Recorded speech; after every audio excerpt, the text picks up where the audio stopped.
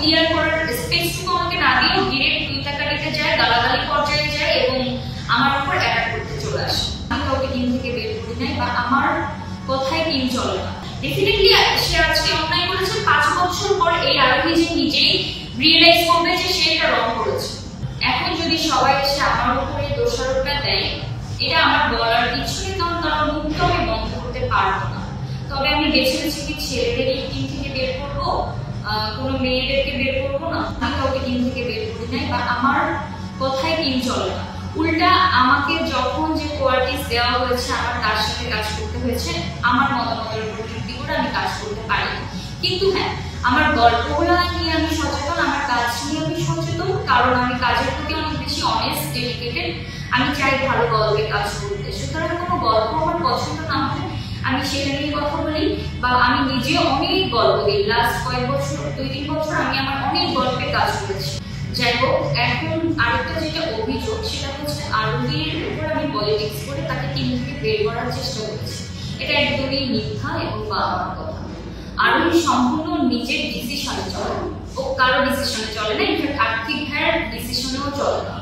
ও যখন মিরাজের সাথে কাজ করতে চেয়েছে, ও শুধু মিরাজের সাথে কাজ করেছে। ও এখন শুধু সাকিবের সাথে কাজ করতে চেয়ে শুধু সাকিবের সাথেই কাজ করে। এখানে কারো কোনো ব্যক্তিগত মতামতে সে কাজ করে না, সে সম্পূর্ণ তার নিজের সিদ্ধান্তে কাজ করে।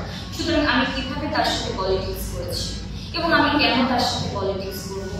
সে বরঞ্চ অনেক ভালো কাজ করছে, আমার সেটা নিয়ে প্রাউড ফিল হয়, কারণ আরোহী আমার জুনিয়র এবং আরোহী আমার থেকে অনেক বেশি সাকসেস। আমি একটা বিষয় একদমই ক্লিয়ার বলতে চাই যে বিষয়টা স্টেটমেন্টটা দেওয়া হয়েছে আমাকে নিয়ে, একটা 10-15 সেকেন্ডের একটা ভয়েস রেকর্ড, ওটা আমার ফুল স্টেটমেন্ট না, কিন্তু ওই ভয়েস রেকর্ডে টোটালি আমার স্টেটমেন্টটা চেঞ্জ করে দেওয়া হয়। আমার কাছে একটা সাংবাদিক ফোন দিয়ে বিভিন্ন ধরনের অভিযোগ আছে আমার উপর, সেখানে আরোহীর অভিযোগ আছে, এরকম কিছু কথোপকথন যখন আসে তখন ওই পয়েন্টে আমার আরোহীর নামটা আসে, যে আরোহীর বিপক্ষেও আমার কাছে অনেক এরকম অভিযোগ আসে। আমাকে এরকম একটা প্রোডাকশন বয় জানিয়েছে যে ও হচ্ছে আমাকে নাকি 90s প্রোগ্রামে শুটে আমি সত্যি অসুস্থ হয়েছিলাম মেডিসিনের সাইড ইফেক্টে, তো বলেছিল যে আপনাকে অতিরিক্ত ব্যথার পেইন কিলার মেডিসিন দেওয়া হয়েছিল, এজন্য আপনি অসুস্থ হয়েছেন। তো এই বিষয়টা আমি মনে হয় 6 মাস আগে জানি, আমি আর্থিক ভাইকে একবার জানাই, আর আমি আরেকজনকে একটু শেয়ার করি যে এটা সত্যি হতে পারে কিনা। তারপরে আর্থিক ভাই যখন আমাকে জানান যে না এরকম কখনো করবে না, আমি ওই বিষয়টা ওখানেই স্টপ। তো সাংবাদিকের সাথে আমার কথাটা এমন হয়েছিল যে আমি যদি বলে থাকি যে আরোহী আমাকে বের করার চেষ্টা করেছে, একটা প্রোডাকশন বয়ের কথার ভিত্তিতে আমি আপনাদের কাছে যে অভিযোগ তুললাম যে আপনি আমাকে বের করার চেষ্টা করেছে, আপনারা কি এটার জন্য নিউজ করে দিবেন? নিউজটা এসেছে যখন আমার উপর আরোহী এসে অ্যাটাকিং উঠে গেছে সেই দিন সকালে, এবং বিকালে আরোহীর স্টেটমেন্ট দেওয়া হয়েছে। তো আরোহী ওই দিন আমার শুটিং সেটে আসে, ওই শুটিং সেটে আমি আর্টিস্ট ছিলাম, আরোহী না। কিন্তু আরোহীর এরকম একটা অভিযোগ যখন আসে, আমি আমার জায়গাটা ক্লিয়ার ছিলাম যে আমি কি বলেছিলাম। সুতরাং আমি আমার জায়গাটা ক্লিয়ার করতেই তার সাথে কথা বলতে গিয়েছিলাম। জাকির ভাই যখন আমাকে এসে বলে যে আরোহী এরকম একটা কথা বলেছেন, তোমার সাথে ওই বিষয়ে কথা বলতে চাই, আমি বললাম যে হ্যাঁ ভাই চল, আমি এই বিষয়টা ওকে ক্লিয়ার করবো, ওর বিষয়টা আমার ক্লিয়ার হওয়ার আছে।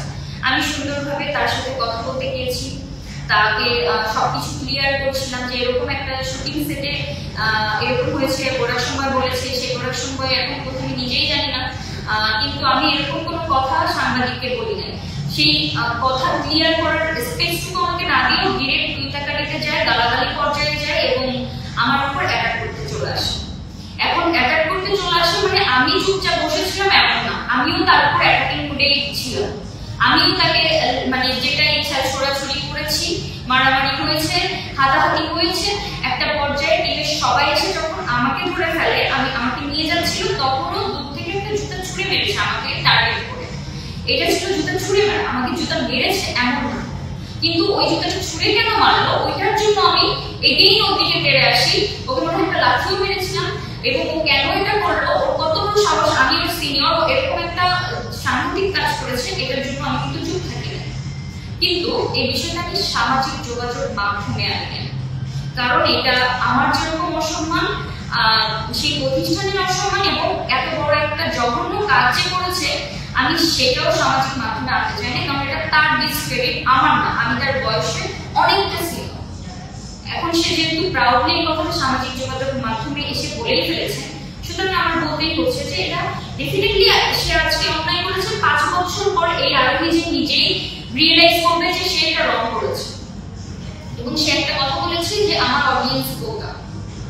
আমার অডিয়েন্স বোকা না, আমি হয়তো বোকা হতে পারি, কারণ অডিয়েন্স কখনো বোকা হয় না।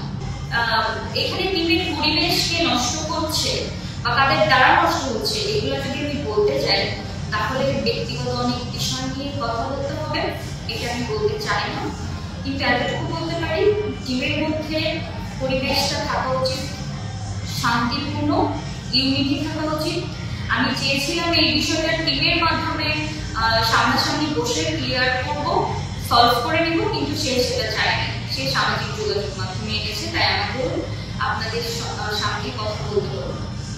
এখন আমি যেটা বলবো লাস্টলি, যে আমরা যারা কাজ করছি একসাথে, আমরা অনেক একসাথে স্কুল গ্যাংয়ে কাজ করছি, আমাদের মধ্যে প্রত্যেকের সাথে প্রত্যেকের ইউনিটি আছে, প্রত্যেকের মধ্যে প্রত্যেকের ভালো সম্পর্ক আছে, কিন্তু ওরা সম্পূর্ণ আলাদা। আরোহী এবং সাকিব ওরা আলাদা, ওরা ওদের মতো কাজ করছে, এটা নিয়ে আমার কোনো সে নাই। ওদের জন্য আমার বেস্ট উইশেস, ওরা সবাই ভালো করুক, যে যার জায়গা থেকে তাদের যোগ্যতা অনুযায়ী কাজ করবে এবং সেই অনুযায়ী তারা রেজাল্ট পাবে। এখানে কেউ কারো প্রতিদ্বন্দ্বী না, এখানে কেউ কারো জায়গা নিতে আসে না, কেউ কারো জায়গা নিতেও পারে না। অডিয়েন্স এতটা বোকা না, অডিয়েন্স নিজেদের পছন্দ অনুযায়ী যাকে ইচ্ছে তাকে সাপোর্ট করবে।